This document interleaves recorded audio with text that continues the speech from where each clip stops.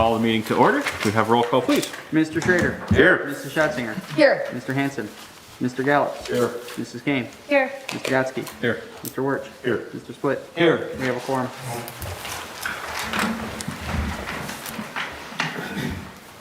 I pledge allegiance to the flag of the United States of America and to the republic for which it stands, one nation, under God, indivisible, with liberty and justice for all. Let us pray. Gracious and loving God, we ask your peace to be upon all of us here this day. Open our hearts and minds to hear each other clearly. Help us move all debate to dialogue so that we work together trying to serve the greater good for all. And just guide this meeting and let your blessing be upon it. In Christ's name I pray. Amen. Amen.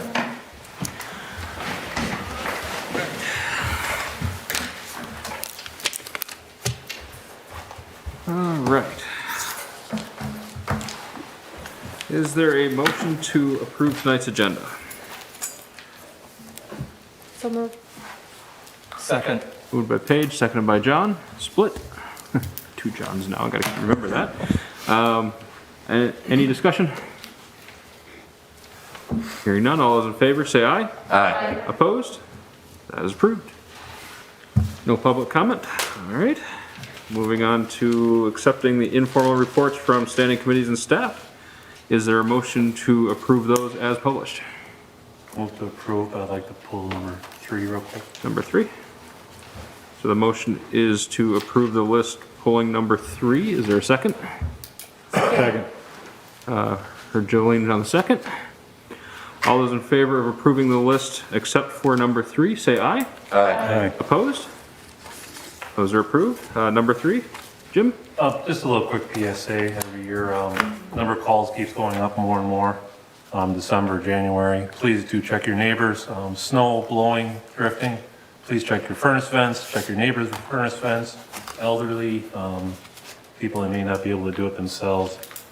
Please check your own. Please check your carbon monoxide detectors. Please check your fire alarms.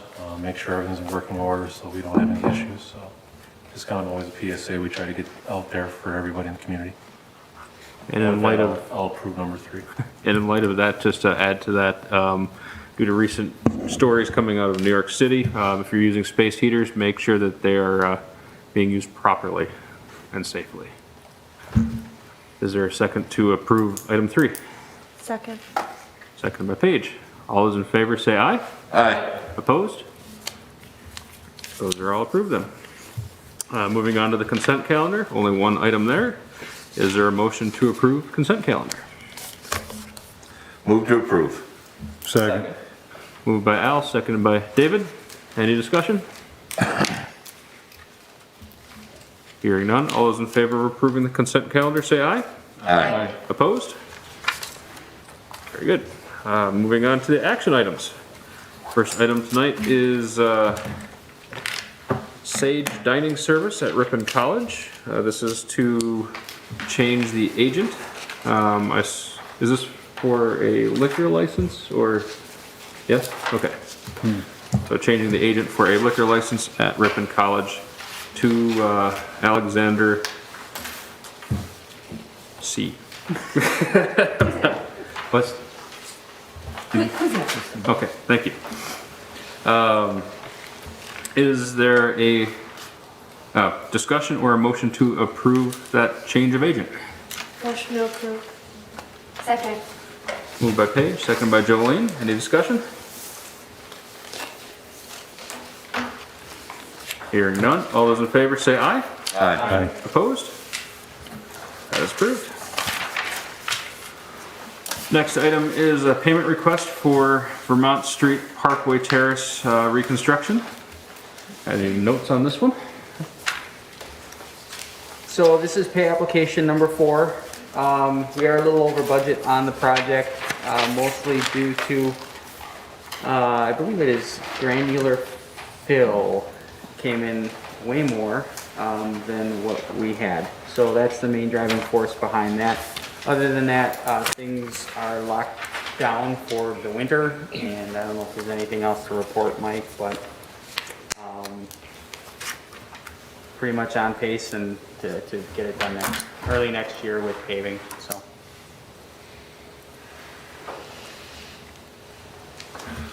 Move to approve the payment request. Second. Moved by Al, seconded by Paige. Discussion? I just have a question. Why is the granular fill so budget? Mike, what, I'm sorry, I didn't hear it.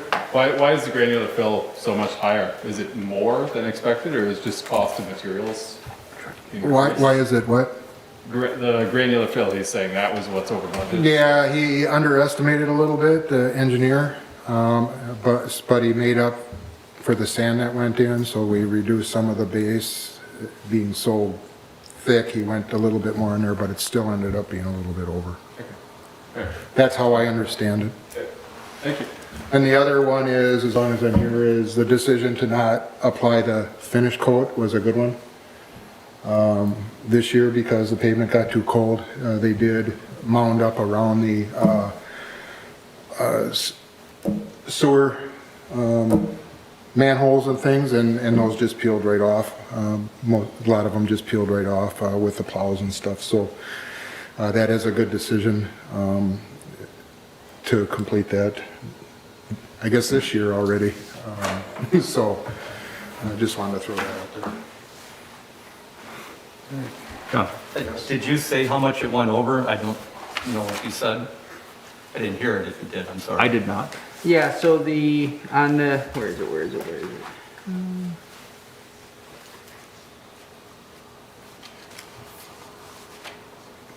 So I believe the original estimate was 261,000, and it was 314,000, so. So, 60,000 bucks. There's a couple other things too. You can just look at the spreadsheet here. Some of the items are just higher quantities because of added quantities to, added work. So 3-inch asphalt, so there's more driveways, things like that. So overall, not of tremendous concern to the overall project scope. So I mean, it'll be over, but not by, it'll be over a little, not, 2.129 and we're at 2.18 or 2.218. So, that's about less than, just shy of $100,000 over right now. So, seems like a lot, but on this type of project, frankly, it's within Roughly 5%. the contingency of everything, so. Another question, John?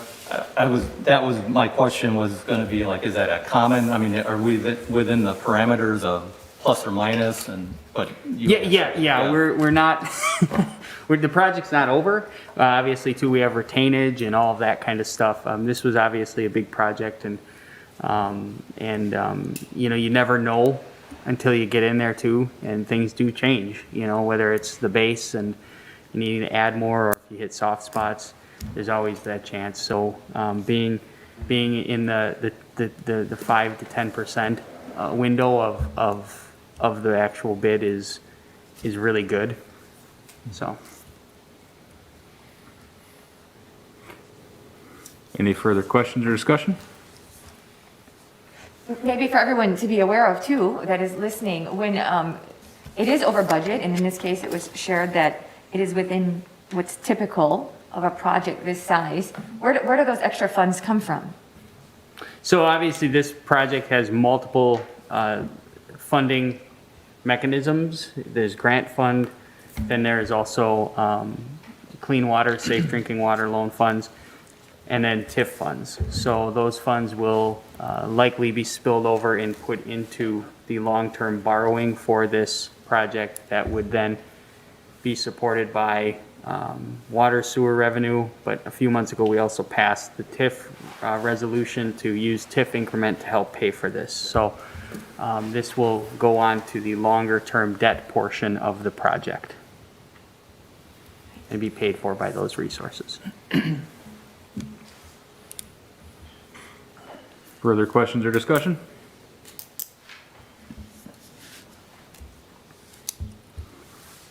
Hearing none. All those in favor of approving the payment request, say aye. Aye. Opposed? As approved. Moving on to a pair of ordinances to repeal, recreate, and/or amend ordinances regarding to parking and parking violations. Bill, do you want to give us an overview on this, please?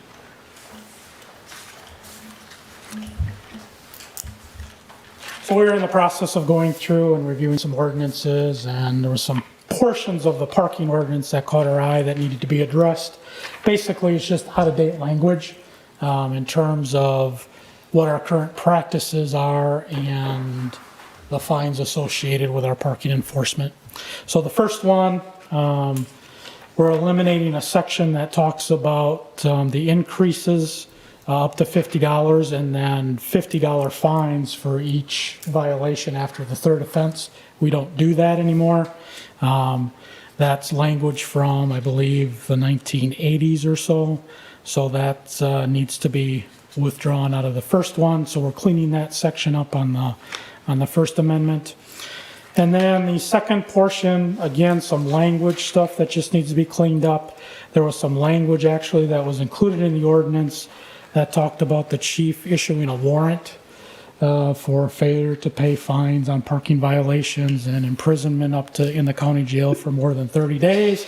So obviously, we're not going to be doing that. So once we, saw that, we needed to just clean this language up and get that stuff out of there. So it's not something that we've done for a long time. Just happened to be hidden in the ordinance there. So we're just cleaning that up and asking for this change just on the penalty sections for each of the ordinances that's addressed here. The rest of the ordinance is pretty standard and remains as far as violations, but this is just concerning the penalty section on both of these ordinances or these sections. So it's just some language cleanup for us. All right. Any questions for the chief? Very generous of you. Well, yeah, on the bottom one, no, probably $1.225, our max fine on those. Yeah, so we're good.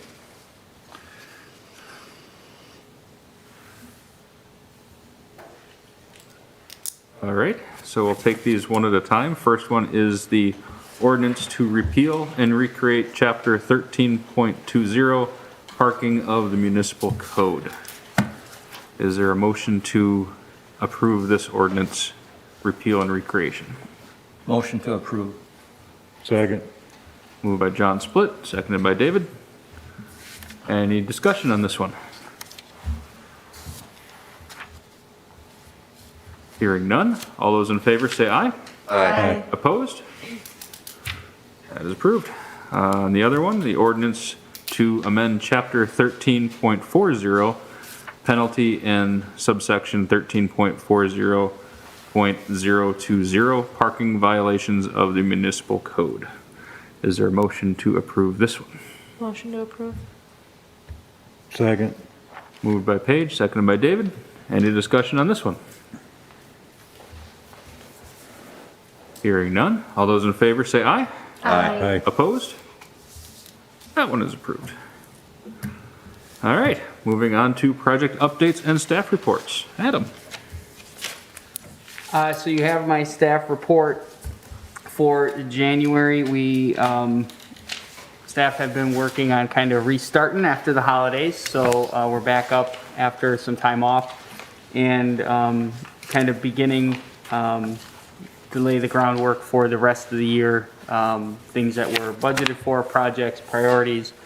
So we're working hard on getting a lot of things lined up so we can continue momentum into later this year. So with that, obviously, city clerk position, accepting applications through the 24th. I think we have a decent number already, but just if anybody is interested, certainly apply and throw your name in the hat here, and maybe you can take Ann's job someday. We are currently bidding out the Senior Center project. So those bids will be due February 1st for consideration at a council meeting in February. So that project is currently moving forward. Beyond that, there's some housing initiatives we're working on internally, including the study with Veerbecker, and then also reviewing the zoning code for R1, R2, and R3. So Plan Commission and eventually the council will see some of those recommended changes to promote housing development and affordability in the community. We just formalized our submission to the local road improvement program for the St. Wenceslas reconstruction project. So that is up to a 50 to 90% grant match from the DOT. We are hopeful we will get some funding for that project. That is about a $1.016 million project. So that is the estimate. So that is about what things cost. For some perspective of, you know, St. Wenceslas is only 2.5 blocks maybe long. And that's, doesn't even include sewer. That's reconstruction of half water, storm sewer repavement, as well as the addition of some walkways and pedestrian crossing safety, things of that nature. We do have a upcoming Public Works committee meeting where we'll be discussing a little bit more specifics of that project and bringing forward a resolution next meeting, hopefully. So we have that grant in. Applications are due Friday, so we have it in a little bit ahead of time. So January 15th, but that's a Saturday. I don't know. So we have that in. We did also submit the lead service line prioritization for 2022. So we applied for $150,000 for lead service line. We are hopeful that that gets funded, and that would replace an additional 30 lines in 2022, or have funds available to, you know, replace an additional 30 lines in the city. We had a good conversation with officials from Smuckers. Obviously, that news broke since the last Common Council meeting. So we will begin working with officials there to transition that plant and then see if there's anybody interested in it. And then kind of the big news is Arpa Funds. The final guidance has come out effective April 1st. So the guidelines have changed, as I note here, significantly. They've changed significantly to the point where they're very much more flexible. So there's really, with some of the projects we have ongoing, some of the planning efforts, I think we'll slowly kind of keep this moving forward and bring forward ideas or figure out a way to request. But, you know, quite frankly, because the guidance is so new, the final guidance is so new, literally was dropped on last Thursday-ish, allowing time to digest that and strategize, because the biggest benefit of waiting for that final guidance is revenue loss. They've allowed a one-time allocation of up to $10 million of revenue loss that can then support government operations. So that essentially frees the money to do most anything you would want with it. So that's the federal government listening to municipalities and saying, who have been saying, you know, some of the stuff is a little, it's not flexible enough for us to use. So we'll continue to process that and decide sort of what direction we go. But it was smart to wait, because that final guidance has provided a lot more clarity. So yeah, we'll have Public Works and then Parks and Rec. So we'll start committees meeting again, and like I said, getting things rolling for 2022. That's all I have, unless there's questions. Adam, several years ago, the school district proposed improvements to St. Wenceslas Street. Yes. To benefit Ingalls Field, to benefit the now tennis courts, the locker room across the street from Ingalls Field, those type of things. As we look at this project, have we been in touch with the school district to see if they are interested in perhaps providing some funding in addition to the city for this project, because it does significantly benefit, and there is this high amount of usage of St. Wenceslaus Street due to Ripon High School and Ripon Middle School. So yes, we have had very productive meetings with the school district and Ripon College, going over preliminary plans of what we are proposing to do there, as well as getting feedback from them, as they are generally the most benefiting properties on this route. The reason this was identified was because the grant application, by kind of lumping their improvements in, by bringing them on board, they both provided letters of support for our grant application. Basically, it just makes the project easier to compete in a competitive grant application process. So bringing those entities together to get their input, get their support, we are able to hopefully leverage that support into getting this project funded, you know, up to 90%, which would be wild. Okay, that'd be awesome. There will be some things we will have to decide and talk to them about in the near future about if we do get funding and how far we go with some of the improvements there. We are taking our responsibility and fixing the things that we are, you know, the road, the utilities, the stormwater, the pedestrian crossings, making it safe. If there are extra things that we want to do, we will have to get them on board. And I know they are also starting a process where they are master planning for the field. So, so it really is a good time, and there's a good momentum I think that can occur here if we get this grant and are able to fix that up. They can then also use that momentum and some of those resources to better plan for that facility, because it is very important to the community. And that's why we picked it you know, as a grant application. So Just something to be aware of. yep, Okay, thank you. Trying to give some institutional history here. huh? That's all I have. Any more questions for Adam? Other departments? Nope. All right.